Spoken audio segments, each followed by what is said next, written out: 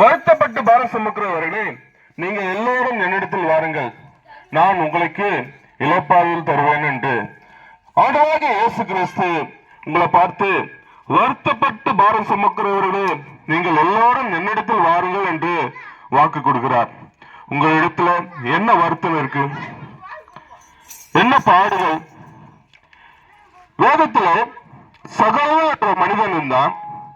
அவன் வரி வசூலிப்பவன். தண்ணி வரி, இந்த காலத்துல தண்ணி வரி கட்டுறாங்க, வீட்டு வரி கட்டுறாங்க. அது போல அந்த காலத்துல சகல வரி வசூலிப்பவனா இருந்தான். ஜனங்களை வஞ்சிக்கிறவனா இருந்தான். ஜனங்க மேல ரொம்ப பாரத்தை ஏற்றி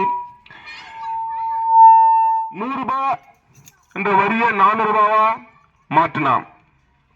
ரொம்ப சம்பாதித்து ஆஸ்தி பொருள் எல்லாத்தையும் சம்பாதித்து கொண்டான். ஆனால் அவன் மனதில் ஒரு சந்தோஷம் இல்லை, ஒரு சமாதானம் இல்லை. வருத்தப்பட்டு பாரம் சுமக்கிறவர்கள், நீங்கள் எல்லாரும் என்னிடத்தில் வாருங்கள் என்று ஆண்டவராகிய இயேசு கிறிஸ்து சொல்லுகிறார். இந்த வார்த்தை அந்த சகோதரன் என்ற மனிதன், அவன் மனதில் ஒரு வருத்தம், இவ்வளவு ஆஸ்தி, இவ்வளவு சொத்து எல்லாமே இருக்கிறது, என் மனதில் ஒரு சந்தோஷம் இல்லையே, ஒரு சமாதானம் இல்லையே என்று வருத்தத்தோடு காணப்பட்டான். ஆண்டவராகிய இயேசு கிறிஸ்து அந்த பகுதிக்கு வருகிறார். இவன் குள்ள மனிதனாக இருந்தபடியா ஒரு காட்டத்திய மருத்துவ மேலே ஏறிக்கொண்டு ஆண்டவராகிய இயேசு கிறிஸ்து எப்படிப்பட்டவரோ என்று அவரை பார்க்கறதுக்காக மருத்துவ மேலே ஏறிக்கொண்டான்.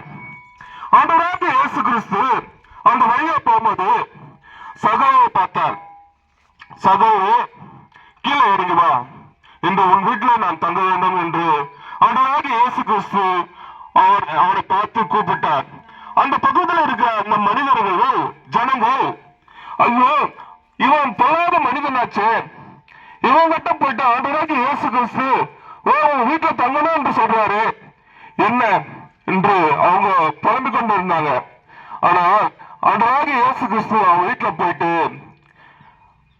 தம்பி இருக்கும் போது அந்த சகோ மனம் மாறினான். என்னோட ஆஸ்தியில நான் யாராவது வந்து அநேகமா வட்டி வாங்கி வந்தா நான் நாலு தனியா கொடுத்துறேன் ஒரு சமாதானம் பெற்றான்.